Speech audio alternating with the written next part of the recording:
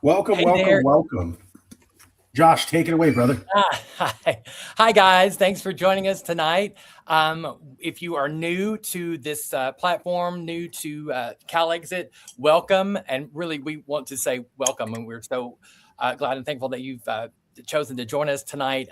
Maybe you have heard of CalExit, maybe you haven't, maybe you found us on Mobilize. If you are a chatter, if you want to get into the chat over there in YouTube, we will be also fielding some questions throughout.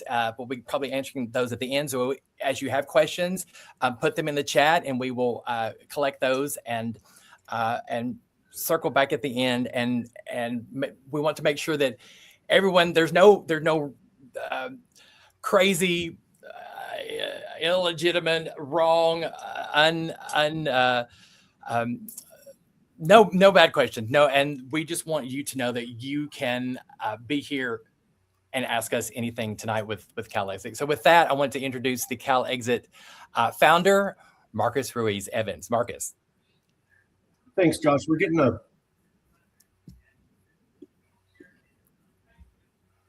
feedback on you, Josh. Sorry. All right. So, hi, I'm Marcus Ruiz Evans. Let me pull up my banner. Oh, now it's doing it with me. Okay. Well, we're here. We're live. We're going to keep going. So, I'm Marcus Ruiz Evans. I started the CalExit movement I apologize for the reverb. I'm not sure why that's happening. I'm hoping it's going to work itself out. Anyways.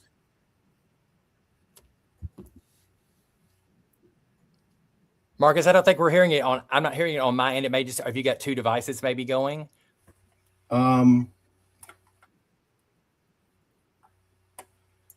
Okay, that was the problem. Sorry. No worries. Thank you, everybody, for coming out. We're here. We're going to walk you through the lobbying plan. Josh has put this all together, and we have a great plan for all of you. We're going to introduce you here in just a minute to J.J. Ames. This is the key part of why we have a plan for success that can happen almost instantly. J.J. Ames has worked for 40 years in Washington, D.C. He teaches American federal government at the university level. He's ran 74 campaigns in 9 different states. He's also a professor of political science, former FEMA head speechwriter, and former head speechwriter for the U.S. Minority Business Development Agency. And he's met many of the political luminaries you've heard of. He's met Biden and Trump personally. Now, I'm going to introduce you to JJ in a second. What you need to know is that the climate right now is the best it's ever been for CalExit. We're going to talk to you about a plan that we have to achieve CalExit in 3 to 5 months. That's right, 3 to 5 months. Now, I got a question today, and it said, are we still doing the ballot initiative? Absolutely. We're still doing the CalExit initiative. But I'm going to quickly explain to you what's happened in the last 3 months. We've been doing the ballot initiative for a decade. And the idea was you collect 600,000 signatures, and then it goes up for a vote, et cetera, et cetera. We had always assumed that we couldn't get any politician in Sacramento to back it. That's why we went with the initiative. And we thought we'd get enough signatures, and then after the initiative passed, politicians would sign on to it. In the last 3 months, that understanding has blown apart. We now believe that we can approach politicians in Sacramento directly, and that we can ask them to pass what's called a resolution. Resolution takes 1 month to pass. What will the resolution say? That the California government thinks it's a good idea to have an official investigation into California sovereignty. That will become global news. The moment the world's 4th largest economy, the official California government, passes a resolution saying they think investigating sovereignty is a good idea, global news. That will compel the governor to call for the special investigation in earnest within 1 month. The governor can call for a special investigation within 1 month. So we're talking about within 2 months, we're having the investigation going, and we're having global news, and everybody's talking about independence. Compare that to the initiative structure. We have to collect signatures, then it would be an additional 6 months to process it, and then there would be a vote about 8 months after that. So with the initiative process, it was a 17-month project. Whereas now with the resolution process, we're talking about moving California to independence and being free of all the terror within 3 to 5 months. We want to get you to help us lobby. We've already made contact with some major politicians and their policy directors. That's all I can tell you at this moment. And I also want to point out what you're going to hear about how to lobby is super easy and fun. Rick C. and Katie T.T. are two people who found out about this a month ago, and they've already done all the lobbying we could ask. So it's easy to do. People can do it. I'm going to turn it over now to JJ. You're going to hear why JJ is a political expert, why he is going to explain to you this is the best time to CalExit. And he's also going to explain to you how we basically, as Josh says, have everything dialed in, laser focused, better than anyone anywhere. JJ Ames. Thanks, Marcus. For those of you who have not been here before, I just want to go through real quickly. Common question is, isn't it unconstitutional to separate from the United States? And the answer is contained in the Supreme Court opinion in a case called Texas versus White, which happened in 1868. And in Texas versus White, Supreme Court said, yes, it is unconstitutional for a state to unilaterally separate itself. Can't do that. But the court went on to say that separation by mutual agreement and by consent of the states is permissible. And what they mean by consent of the states, at least in the opinion of some of the nation's greatest and most recognized constitutional experts, is that we would be required, California would be required to receive the consent of a simple majority of state congressional delegations, or otherwise 26 state congressional delegations. At that point in time, we would become, assuming that consent, we were able to obtain that consent, there would be then a period of independence, essentially, where we would be negotiating with the federal government many complex matters. What are the continuing rights of Social Security recipients in California to continue to receive Social Security? What about the federal land in California? California gets it. How much does California have to pay for it? California would assume some percentage of the existing federal debt, and so on and so forth. But the point being, there is a way, a lawful way and a peaceful way to separate. And I say lawful and peaceful because we're in a situation right now where if we do nothing, we know how this movie ends. We're in a situation where you already have ICE agents doing everything that the ICE agents are doing, up to and including raiding a Methodist church in Los Angeles today, and arresting a church member who was serving food at a food bank. That's not going to stop. It's only going to get worse. And there are California values. Why CalExit right now? There are California values. They do exist. We all know what they are. And if you look and see what's going on in Washington, the Supreme Court overturned Roe. You now have Republicans in Congress that are calling for a national abortion ban. You have the Supreme Court that's preparing to accept a case that might overturn Obergefell and same-sex marriage. So these values, which are being displayed in Washington right now, thoroughly inconsistent with where we are in California. We've been trying as a nation to secure universal health care for 60 years. And there's one path, and one path only, to universal health care, and that's CalExit. We've been trying to secure common sense gun legislation for 70 years in Washington. Can't get it because of the NRA and other lobbyists. There's one path to common sense gun control, and that is CalExit. One person, one vote. We just saw yesterday federal agents storm the Fulton County election offices and retrieve ballots, paper ballots from 6 years ago now, coming up. And so we've also heard Steve Bannon announce just yesterday that we are going to have ICE agents at every polling location in the midterm elections. So we're not in a situation where it has any opportunity to get any better. So what we do is we lobby Sacramento. We ask for a resolution, a joint resolution of the California General Assembly and the California Senate, calling for an investigation into all peaceful and lawful means of separation, which we already know what they are.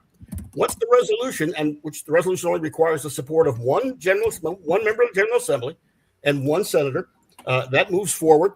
And then following that, we have a bill introduced, and that bill would be telling the governor, be giving the governor the authority to call for a blue ribbon commission that would report formally on all peaceful and lawful means of separation, which we already know what they are. So it doesn't take an awful long time to conduct that investigation. It would also look into all of the items that could be accomplished by a sovereign California that can't be accomplished because of Washington interference in anything that we'd be trying to do. Once that bill would be introduced and the Blue Ribbon Commission would be called for, the Blue Ribbon Commission turns its report in. At that point in time, the governor makes a decision, and basically that decision we hope would be to send a negotiating team to Washington to begin lobbying the 26, all 50, but presumably to secure the approval of 26 different state delegations.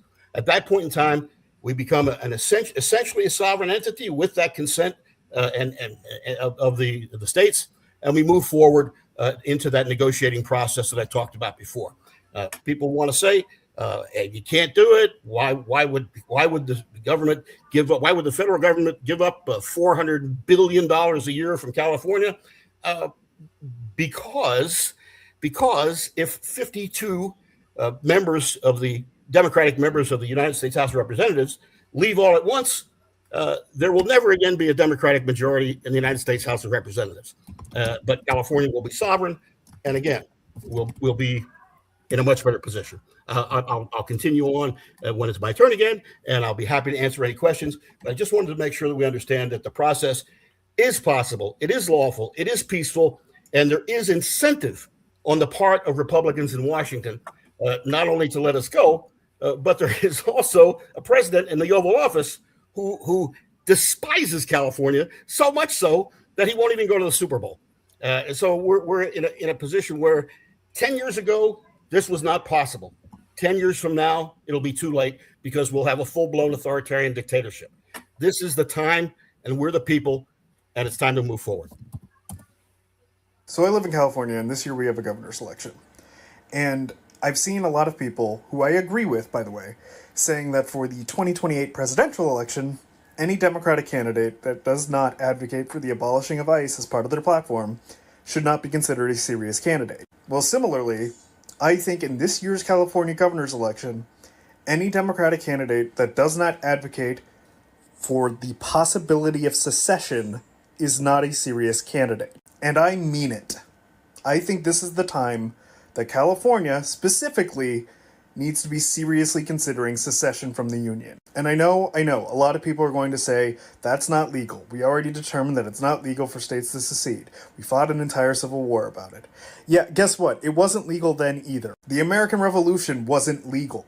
Most efforts to secede from governments that are tyrannical are not legal. But I think it should be up to the California citizens to vote, to decide whether they want to be ruled by this fascist federal government. And I think anybody who wants to be the governor of the biggest state in the country, and a state that is largely opposed to this federal government, should be seriously discussing the possibility of removing California from that government. In fact, I think Gavin Newsom, the current governor, should be seriously considering it. However, he's too busy running for president of the United States in 2028. So he's not going to advocate for California to secede from a government that he wants to run. But we are now at the point where we should not even be guaranteeing the idea that this government is going to exist in a couple of years. Times are changing. Things are crazy right now. Things are horrible right now.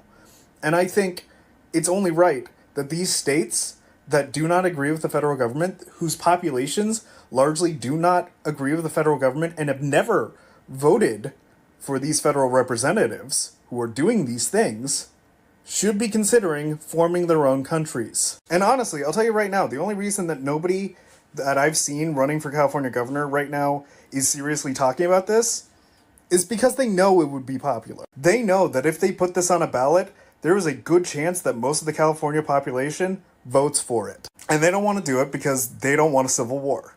Well, guess what? We're already in one. It's time we stop pretending that this is just going to go back to normal. It's not going to. And when things don't go back to normal, you need to prepare for what comes next. And I think what should be on the table is seceding from the United States.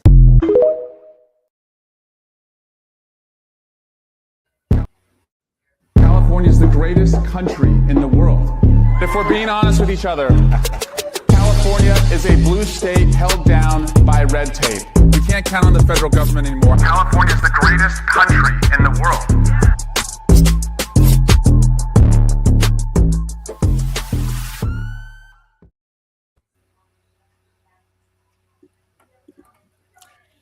So Awesome. thank you, JJ. And I just wanted, we want to be about what is happening now. We know that we are so inundated with everything in our everyday lives, not only our personal lives and what we do, but also the I guess storm of hour by hour what is happening in our country and in California, and how California and its influence are affected, and how the influence also affects the rest of the country and the world. So we always want to try to capture what is happening now and relate it to CalExit, because we believe that CalExit pretty much checks the boxes all the way down the list, you all. And that's what we want to talk about tonight and in upcoming live streams. So one thing I wanted to share that happened in the last couple of weeks, and it's just part of everything, all the stuff, all of the things that are really authoritarian, that are fascist driven, that are coming straight from Washington, D.C., and the people that are in power now. And there, of course, we're hearing everything. Elections, ICE, healthcare, war, all of those things. And so a couple of weeks ago, this was on the eve of the tragedy of Alex Preddy, and I had the opportunity to speak with Don Lemon. And you all know about Don Lemon, what happened with him this last weekend when he was here in Los Angeles at the Grammys and doing his job. He's someone that has been in it for years, and for 30 years, world renowned, and still is taken by the authorities and charged now by the DOJ. So if I can, I just wanted to share that, and we will move on. Democracy Jesus. It is my strong opinion that we cannot vote our way out of this. Can anyone tell me how we're going to sustain ourselves for 11 more months with the hopes that the authoritarian regime that is in power would even honor the election? Because guess what, guys? Fascists, elections are not really their gig, right? It's not really their thing. It's performative, they're stage theater, but fascists don't leave. They don't leave. So what does that mean for us? Are we going to continue to not realize that it is an us and them? Is it? Are we going to continue to show up with signs and chants when they are still going to shoot us in the face, y'all? To think that we're going to midterm or vote our way out of this and go back to the old rules. They have written new ones, and they are playing by those. We have got to write some as well. And we're sticking to, this used to work. Yes, this worked in history. The MLK of it all, the gay rights of it all, the women's suffrage of it all. Yes, but we did not have fascists holding the keys. That's the difference. These people do not care. They cannot give less of a fuck about anything that we are doing, because they're like, bring it, because they have the license. They are given the permission to do this, to terrorize us. And the treachery, the tyranny is becoming unbearable for just anyone watching, much less people in the street. So what are we going to do? What are we going to do? They stole the last election. Thank you. Yeah. Thank you, Democracy Jesus. So it really is closer and gets closer and closer than we think to our personal lives, our relationships, whatever industry you may work in or wherever you may live. It is touching us, right? It is reaching into our personal lives, our spaces, and our circles. And what we believe here at CalExit is there are so many things, pretty much everything, right? You guys, that CalExit provides a pretty immediate solution to, and I'm not saying immediate, like in the next day, like once we are sovereign, all of those old fights, that 51-49, just it goes away, you guys.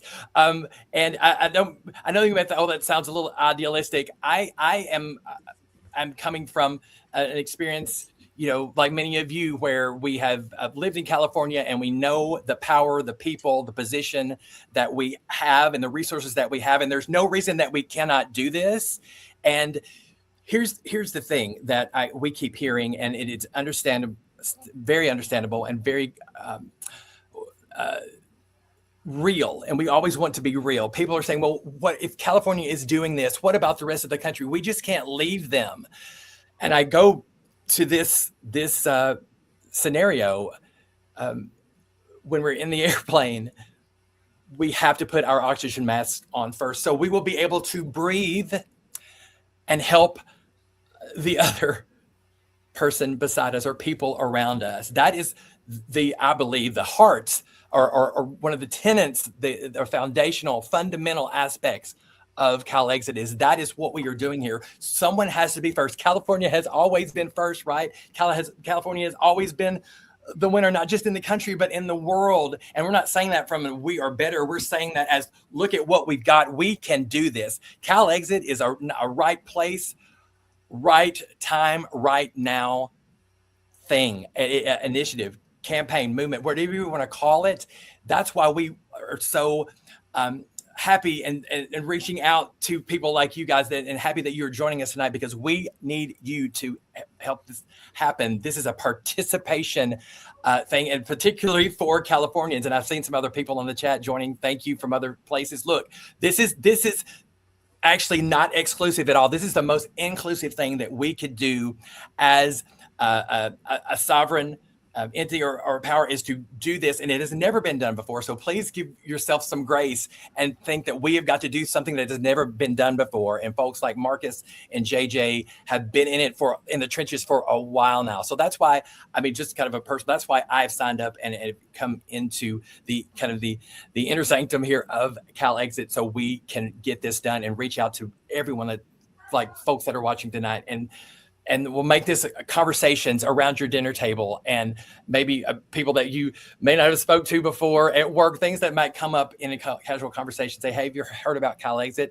And just give them the link to the video. That's what we're hoping to establish with these segments and the shows that we're doing every week. So, and what that means, like all of the things that I was mentioning in the video, anything from the elections to ICE and everything that is swirling about, and all of the fascist, authoritarian horrors, right, that we face every day.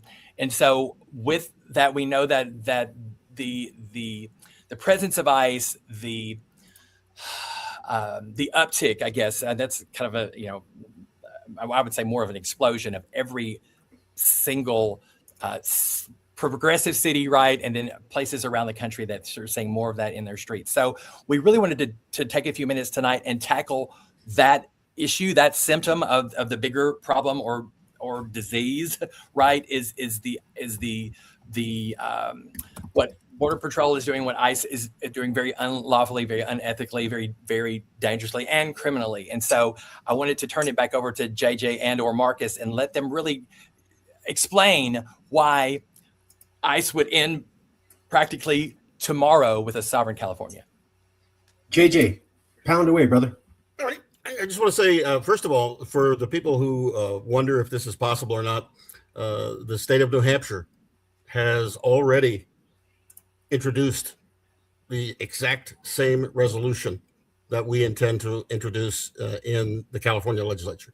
So it's for those who think it can't happen, it's already happening. Now, why New Hampshire thinks that they could function effectively as an independent nation, I don't know. But California being the fourth largest economy in the world, I noticed questions in the chat about military capacity and what have you. Let me assure you that the very first phone call that would come in to the George Washington of a sovereign California would be from NATO. NATO is not going to at all be content with having the fourth largest economy in the world walk away from that defense pact. So would we be allied with NATO? Absolutely. Could we be allied with Canada and Mexico independently? Absolutely. As a sovereign nation, we'll be able to enter into the same trade agreements that the United States enters into with any other nation. We'll be able to enter into the same defense pact that the United States possesses with any other nation. This is a circumstance where, again, I continue to say, because it's the most important aspect, you see what this government has done up to today. And there is no reason, absolutely no reason, to expect that they would do anything except go farther. We have more to worry about from the government that we're a part of now than we would a government after we left, that same government after we left. So I just wanted to again touch on the fact that it's not only possible, it's already being done. The process has already started in New Hampshire. We would be introducing the exact same resolution. They basically copied the resolution that we prepared for all practical purposes, and it just as it can be done there, it can be done here. If you have any questions, ask them. JJ and I are experts, and JJ especially can ask. So ask tough questions. We have all the answers. And I just need to point out, JJ really is an expert. I want to show that again. So please ask those tough questions, but also just recognize that when we're talking about being able to pull this off, I have been doing this for about 15 years.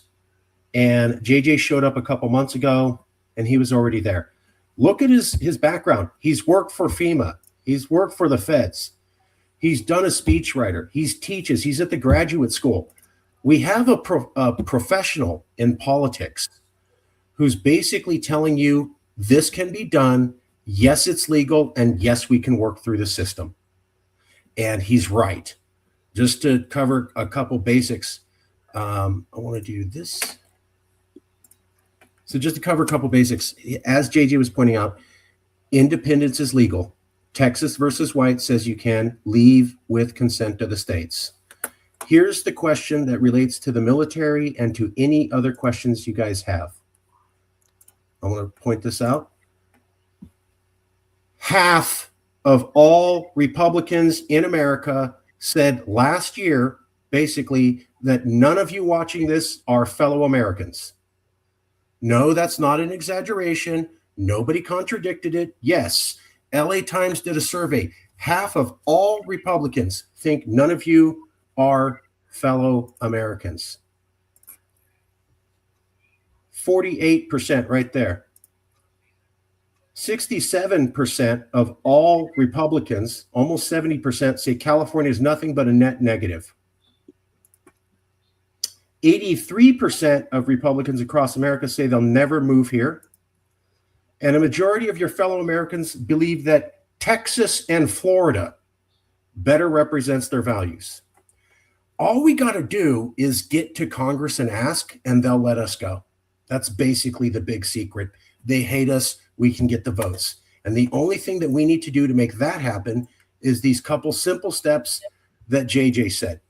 We're going to lobby Sacramento to push a joint resolution. JJ has already written the resolution. We have already shown it to politicians. They are already impressed. That will be global news. The world's fourth largest economy saying in a resolution, we believe it's worthwhile to investigate sovereignty, will become global news. We didn't say leave. We didn't say it's a good idea. What we said is a good idea to investigate this. That will kick things up to the next level. We can then propose for the blue ribbon panel to happen, or more likely, the governor's going to demand the investigation get moved up to within 1 month. After that, the public demands a special election like Prop 50, which took 2.5 months. And so this is the key thing. We're talking about independence within basically 3 to 5 months. And what we need you to do is this. Sign up now. If you go on the YouTube channel that you're watching this and you click the description in the bottom, it will say sign up and there will be a link to a Google form. You sign up, we're going to get you the list of 22 politicians out of 120 that our DC Insider has already targeted. These are the most easiest susceptible politicians to back this up. JJ's looked through their backgrounds, their history, their education, and he's figured out people who are in safe districts and have already taken a stance similar to what we're talking about. We have targeted people. We have all the emails for them. We have all the phone calls. We have a phone call script for you. We have an email script for you. Toolkit. And when we have the resolution ready. You basically almost don't have to do anything, and the politicians almost don't have to do anything. We just need you to do a little bit of work, and we can pull this together. Sign up. Josh, back to you. Exactly. Sign up. I mean, we're basically giving you a toolkit, right? That's going to be available when you reach out to us and we reach back out to you, just giving you the tools, giving you the equipment, all the work, right?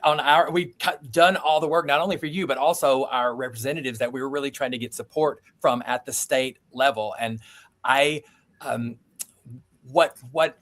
okay, coming in, because I feel like the folks that are watching may be like me. They're kind of new to this and they're wondering, well, how, what, when, where, how, why, all of those things. And what I had to realize was that all of the things that we are trying, ICE being the primary example, like we are trying to get ICE out of LA, ICE out of ICE out of everywhere, California and everywhere else, ICE out. And I had to realize you guys, is that they don't have to, nor will they leave us.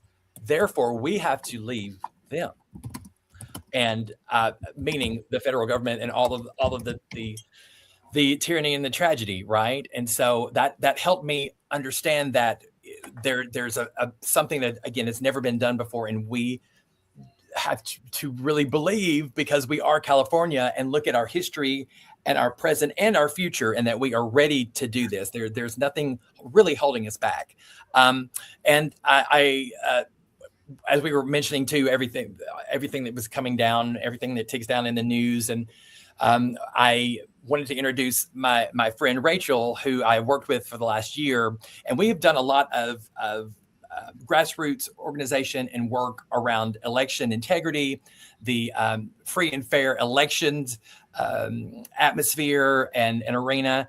And because we are focusing on what ICE is doing and what effect it's having on us every single hour, I wanted to introduce Rachel and have her explain her take on how ICE is not just about what's happening in the streets at the detention centers.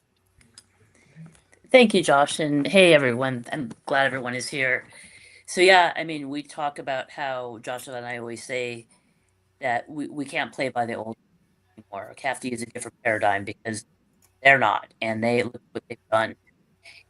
But one of the things we can see is where history repeats itself.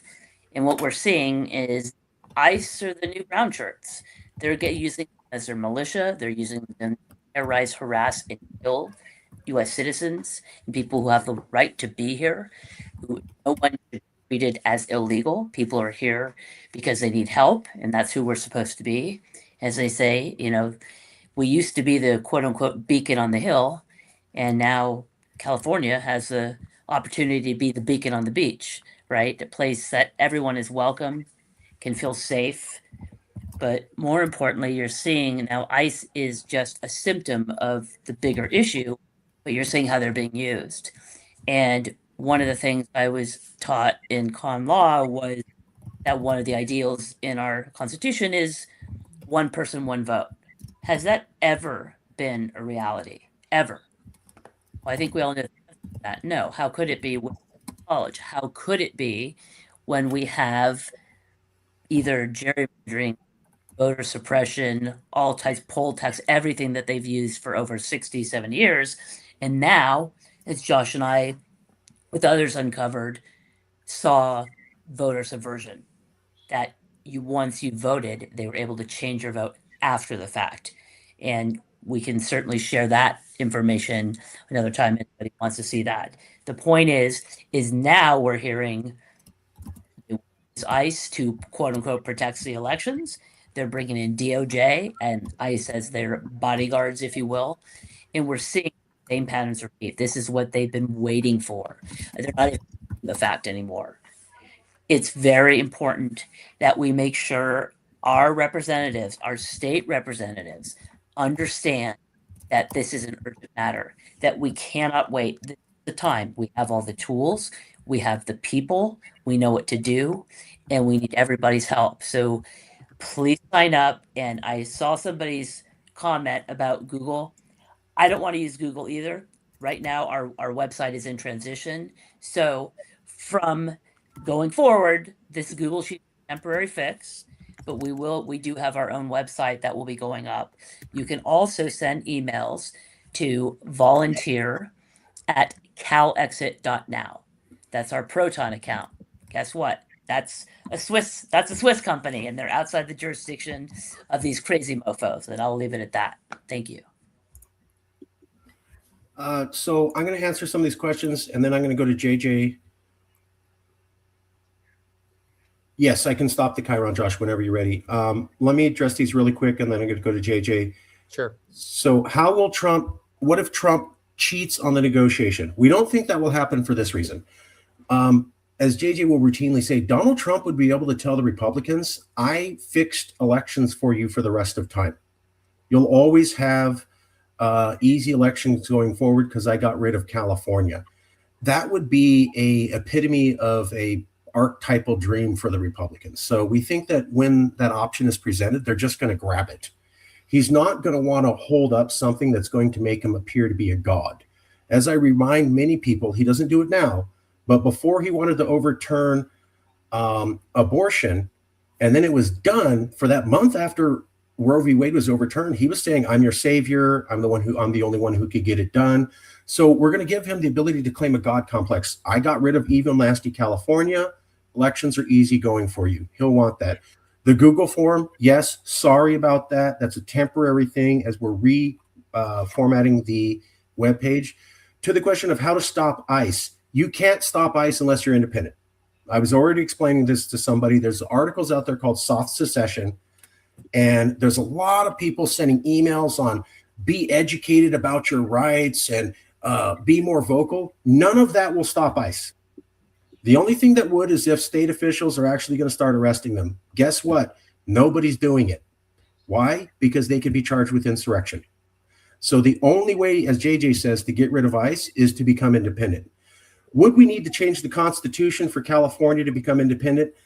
I don't personally think so, but JJ thinks we probably would. And what would probably happen is we probably would do a revision of the Constitution just because you're making a new nation. What would being a resident of an independent California look like? Well, simply put, your taxes would be lowered. There wouldn't be destroyed schools, roads. We'd have the best of everything. Remember the 1970s, the Golden State era? We had the best roads, the best universities, the cheapest universities, the best schools, the best of everything. The Golden State era ended when the donor state period started. We would go back to the period that everybody said was the greatest time in California history.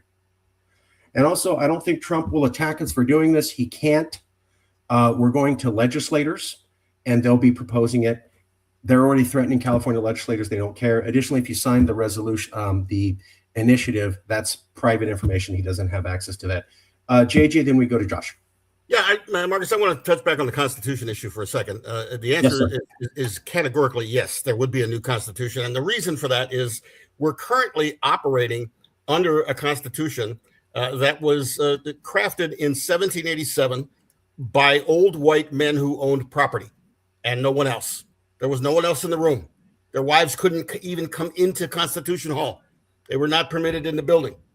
This is a situation where California, because what we're promoting is California values, there would be a California Constitution that would reflect California values. Yes, Roe would be codified. Yes, many things that should have been in the Constitution of the United States will be in the Constitution of the sovereign nation of California. So we definitely would recraft a new Constitution, and in our Constitution Hall would be every representative group that makes up California, not one group trying to apply its values and its rights to everyone else. All right. I know there's some more questions, but we're going to go to Josh now real quick. We will keep up with the questions in a minute, but we're going to go to Josh now at this moment.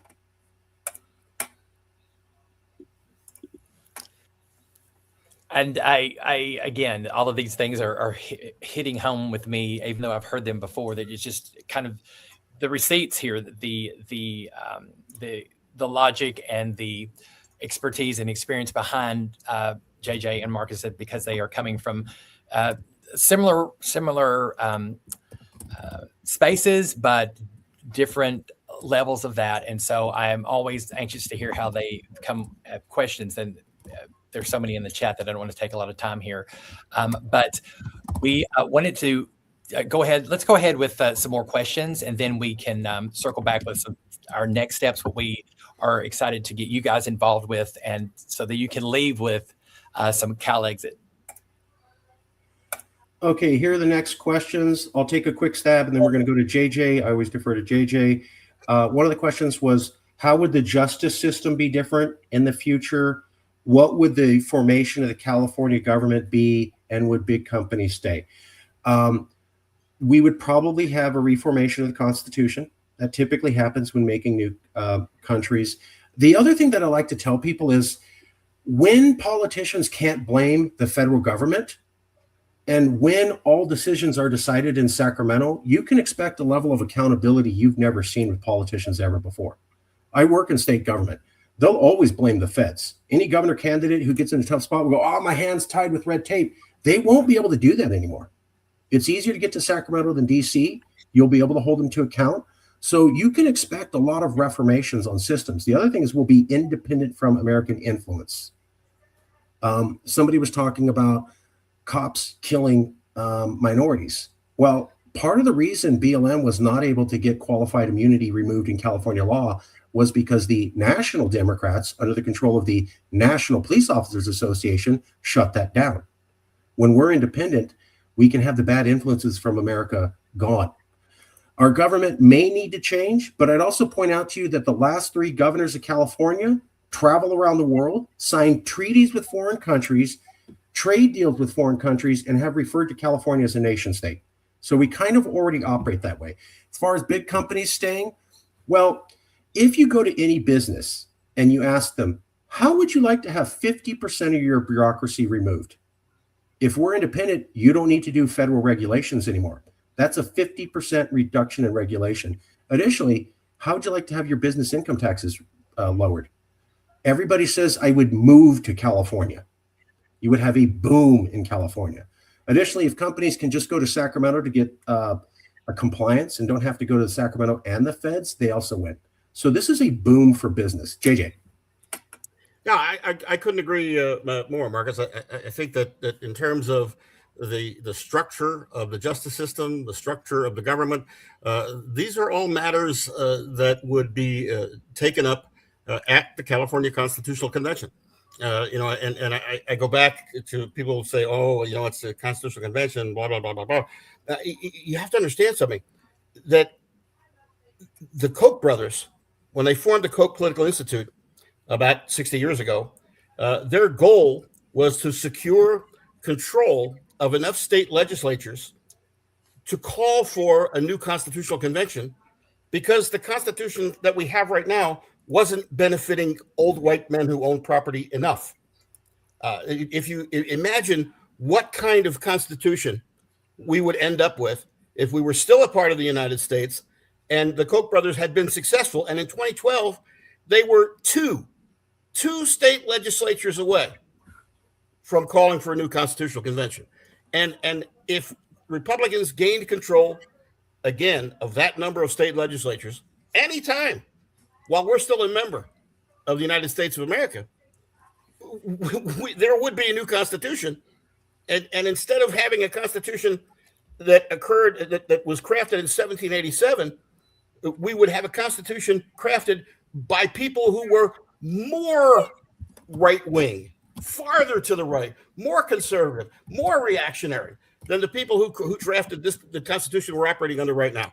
So all of the things that people are concerned about in terms of how would the government look, how would big companies stay, what are the benefits, what are the burdens, what are the rights and responsibilities of the citizens, those are all to be worked out. But because of who we are and what we are in California, we would end up with a constitution that respected the rights of all. There is one, we talk in the United States about life, liberty, and the pursuit of happiness. For who? We talk about land of the free and the home of the brave while people are getting shot in the face on city streets.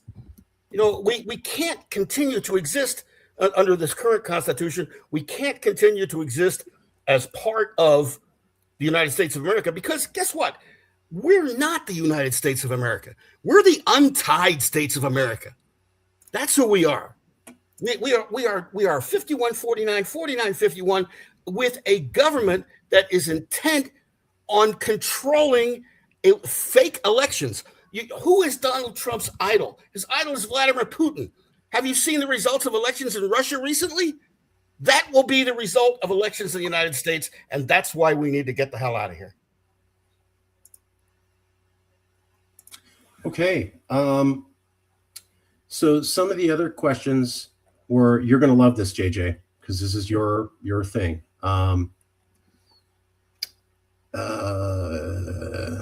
Sorry, give me a second.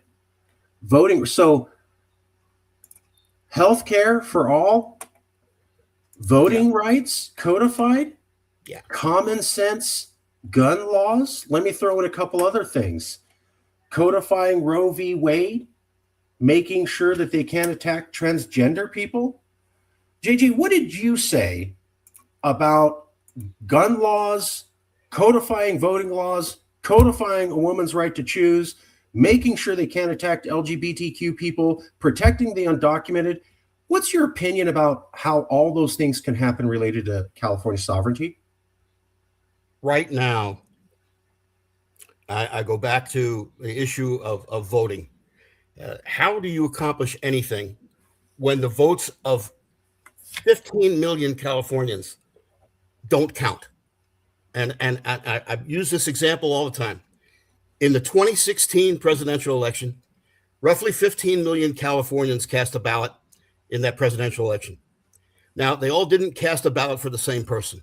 But if they did, if all 15 million Californians had voted for Hillary Clinton, Donald Trump is still the president of the United States. And instead of losing by 3 million votes, he loses by 10 million votes. Californians' votes, gosh, forget about one person, one vote. 15 million Californians couldn't change the outcome of a presidential election. The Republicans have been trying for 50 years to figure out how to win the presidential election without ever winning the popular vote. And whether or not Donald Trump won the popular vote this time, we may never know. But the bottom line is they have figured out how to win the presidency without ever winning the popular vote. And what that does is it reduces the votes of 15 million electors in the fourth largest economy in the world to zero. It's not one person, one vote. It's 15 million votes that don't matter. And yes, all of this will be codified. Universal health care, like I said, we've been trying for 50 years. You know, common sense gun legislation, we've been trying for 50, 60, 70 years. Can't do it. And we all want to blame Washington. Well, now we have a chance not to blame Washington anymore. Now we have a chance to say, you couldn't do it. We will. So the pathway, there's one pathway, like I said, one pathway to universal health care. That's a sovereign California. One pathway to common sense gun legislation. That's a sovereign California. One pathway to codification of Roe, codification of voting rights, a fair criminal justice system, a fair tax scheme. And when we stop building roads and bridges in Alabama for people who hate us, when we stop keeping the water clean in Arkansas for people who hate us, we can use the $400 billion that we don't send to Washington every year to accomplish everything that would be necessary to recreate the California that Marcus talked about before. I want to make sure that's drilled in for everybody. This is something that JJ says all the time. I'm going to pull you off for just a second because I want people to see my eyes. You cannot have single-payer health care being part of America. You will never have common sense gun regulation being part of America. The Ninth Circuit Court has struck down almost every gun regulation we have. The federal government is totally against single-payer health care. Look, Obama was the last competent president, and even he sided with the insurance companies and did not get a single-payer health care. You're never going to get a woman's right to be choose being protected. The Republicans are going to push for a national abortion ban. And you're never going to be able to prevent LGBTQ people and trans people from being attacked because somebody got some new idea. We're never really going to have good schools because we don't have the money, because we're a donor state of $80 billion to 35 people. We're never really going to have good roads because we're a donor state. So if you want healthcare, if you want common sense gun laws, if you want a woman's right to choose, if you want no more tax on LGBTQ, if you want no more tax on trans people, if you want good schools, if you want good roads, if you want to not be part of the madness, there's only one way to achieve that. And that's a sovereign California. Look, I went to the single payer healthcare meeting last night. And they're like, we're going to go and get up into Sacramento and we're going to get everybody to back single payer healthcare by threatening to primary them. And I go, how are you going to pay for it? And they go, oh, don't worry about it. They're going to raise taxes on you. And then here's the thing they didn't explain to anybody. When they got all these people to back single payer healthcare, you still have to ask Donald Trump for permission to make it happen. So even if you pass that bill, you're still stuck by the federal rules. There's no way out. Let's go to a few more questions. These were the next round of questions. I'll take a shot and then we'll go to JJ. We already covered the justice system. I think there would have to be reforms. Look, when you look at Singapore and you look at Israel, I'm not talking politics, but whenever you have a group of people form a new nation, they have the stage where they have to go and kind of attempt to right all the wrongs. You can't really get a body politic excited about forming a new nation and saying, yeah, and we're going to drag all the same old garbage into that. So there will have to be some reform. The government probably too, but like I said, California already operates as a nation. Big companies won't leave because their taxes are going to go down, the regulation is going to go down, and the responsiveness from government is going to go up. Additionally, California loses billions of dollars being tied to America. People around the world will not buy our technology products, software, laptops, smartphones, because they feel the American government will spy on them. So we lose billions just being associated. Secondly, whenever America wants to invade a country like Venezuela or Iraq, we are the #1 destination for foreign investment, foreign students, and foreign vacationers. That all goes away when America does stupid stuff. So we lose. And by the way, when Donald Trump does a trade war with China and when Joseph Biden continues that trade war, we lose because we're dramatically dependent on international trade. So as far as business goes, expect a gigantic boom. As far as population control after we separate, California lost a congressional seat. We could afford to have a couple million people move back and we'd be just fine.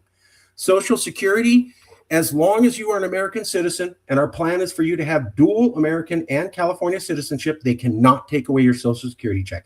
By law, they have to send it to you. And if they did, we're already independent and we could cover it with an additional $100 to $400 billion. As far as military bases, that's up to negotiation. One option is that America could have their bases, but they would pay us. There's a tiny country called Djibouti. America pays them $350 million a year for a tiny spot of land. We'd be getting somewhere on the order of $5 billion in payment. Or we can negotiate for them to leave. Finally, housing, yes. We're not going to address the homeless crisis unless we're independent. Why? Federal regulations, and we can't stop people from being shipped here from other states. So we fix homelessness. Guess what? New York, Texas, Iowa ships more homeless here. We had 50% of the homeless because we made that? No, because we had problems affording our own people, and then they shipped more here. So we could actually limit who gets to come in and take care of benefits, and benefits would go up for the first time ever. Additionally, you're looking at water. There'd have to be some reform. It'd be one of those issues like the genocide against the indigenous and racism against Black people that would have to be addressed before we move forward. JJ. I just want to add, too, that for the folks that are concerned about water, there are separatist movements that are forming, excuse me, in Oregon and Washington already. And there have been people who suggested to me, why don't you get together with Oregon and Washington? Well, somebody's got to get the ball rolling. Once we get the ball rolling, then we can do whatever we want to from that perspective. And that would make the water issue a moot point. Social Security you've covered. On the housing issue, I just want to add that when you retrieve $400 billion that we're not paying, not just once, but every year. So in 5 years, that's $2 trillion not going to Washington, that stays in California. And it would likely be our tax base would likely be even higher at that point. We'd be even producing more revenue. So we could very, very, very easily construct a plan, which we've already discussed internally, about the construction of hundreds of thousands of low and middle income houses. And that would in part handle our existing crisis and also deal with the influx of maybe not 2 million, maybe 4, 5, 6, 8 million people in other parts of the country who see the new California Constitution and say, you know what? Those are my values. That is where I need to be. And they'll bring themselves, their families, their businesses to California. And again, we'll be recreating not the American dream, because guess what? The American dream is a nightmare, if anything at all. We'll be recreating the California dream. You can't live the California dream right now because you don't know when you're going to get pulled over, even as an American citizen, and shot in the face. We need to recreate the California dream. We need to go back to that golden era and recreate that, and we can do that with all of these circumstances resolved. All right, we're going to go to the most important issue right now. Please ask some tough questions, but we want to talk about ICE. ICE has been particularly difficult and troubling for everyone here in California. And some questions are like, how do you get rid of ICE? The thing, and I was talking to guys like, why can't you just ban ICE? Do you remember when they asked Chuck Schumer about getting rid of ICE? And when they asked Cory Booker, Schumer looked the other way and totally ignored whoever was asking. And then Cory Booker went on TV and said, the problem with ICE is more training. That's after 2 people were murdered. So the Democrats are not going to do anything about ICE. Why? If they allow federal investigations of federal officers, then it's going to come back on them later. And why aren't the states doing it? Because they know you're just going to, you arrest a federal officer, a federal court's going to make that go to a federal court. So, Josh, you have any comments on this?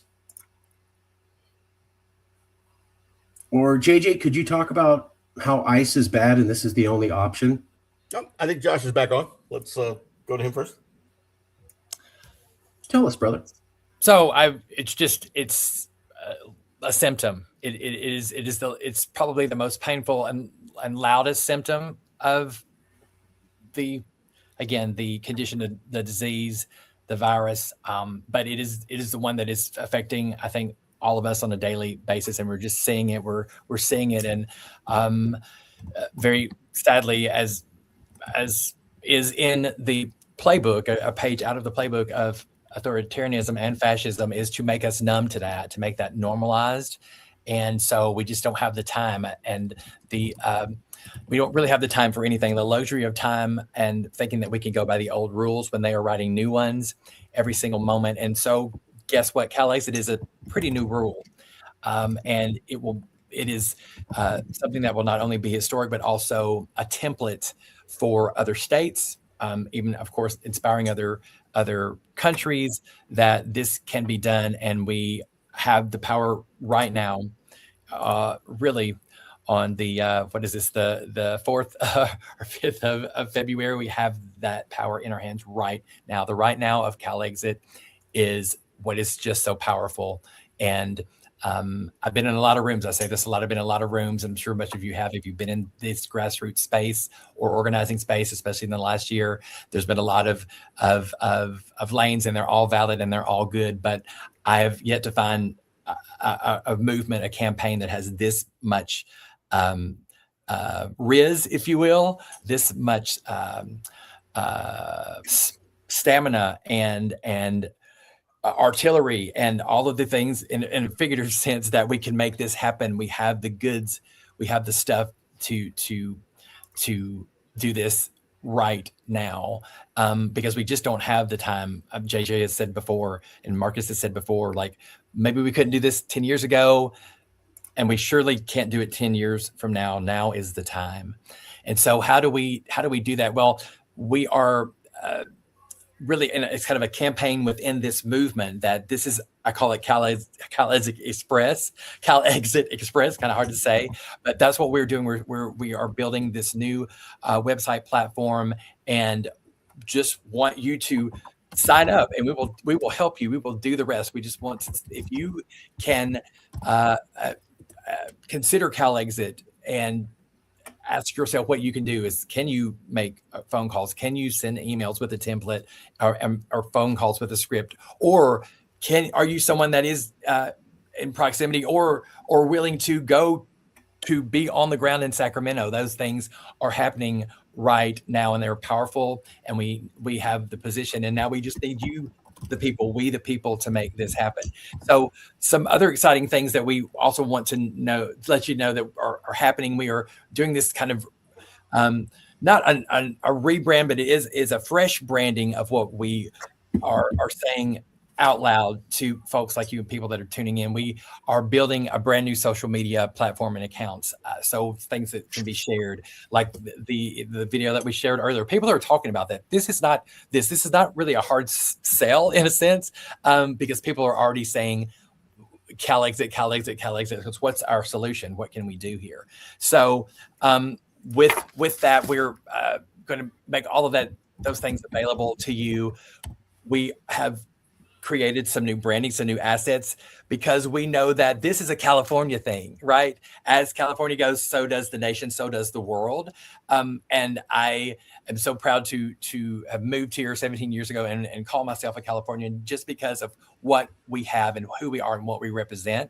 So with that kind of initiative, that kind of mindset, we've created some ideas for rebranding, things that folks can share that we'll make available, because this is no nonsense. This is straightforward, and this is very Californian. For what I talk about or what I hear for friends and neighbors and people in our circles here in California, this is the sentiment, and we want to make it fresh and new and serious and loud, because this is big. We have to let this be big, and let California be big, because it is. So I want to share that with you guys, and we will probably be tying up our questions if there's anything else. We don't want to miss anything, but we do want to respect your time, and we do want to ask you back for our next session next week, where we'll be talking about some other things. So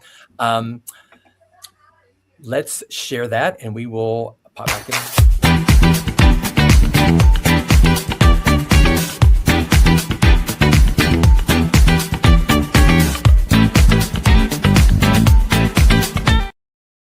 Sorry, Mark, can you take that? Sorry, let's start it again. My bad. Go ahead.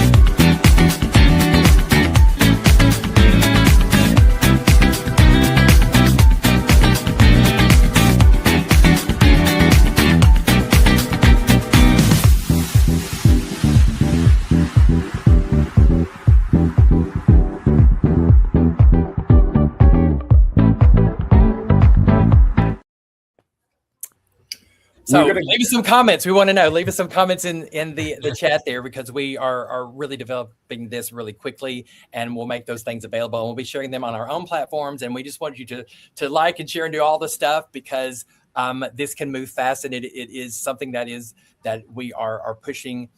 Not in coming months, in coming days and weeks, and we are planning to do some work at the Capitol in Sacramento in the coming probably 10 or 14 days, and we'll be letting you know what's happening there. But this is fast, and we do not have all the time in the world. Time is not a luxury, but that is why we're asking you to sign up. I think we've got our information. I hope I've got the right one here. That if you can sign up, the link is in the chat. and it will just take you to a really simple Google form, and we will do the rest. We will reach back out to you and tell you what the next steps are about how you can be involved basically tomorrow in this solution that is CalExit. Hey, Josh, if I could add just one more thing. The question before came up about ICE and what do we do about ICE? We didn't give that group of people their name. The people in Washington gave that group their name. And I'm sure that in Nicaragua, they didn't call them death squads in the government offices, but the people knew what they were. And in Russia, dissidents are imprisoned, poisoned, or back their way out of ninth floor windows. It happens all the time. Right now, there are over 110,000 undocumented that are already in ICE detention facilities. Over 110,000. And that's just the beginning. These people are not ICE. They are Donald Trump's personal police force. They are Donald Trump's personal death squad. 12 people have been shot by ICE since September.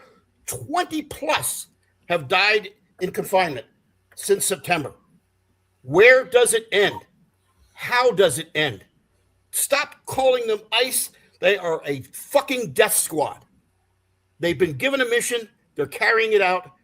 And we're the only ones that can stop it. Thank you.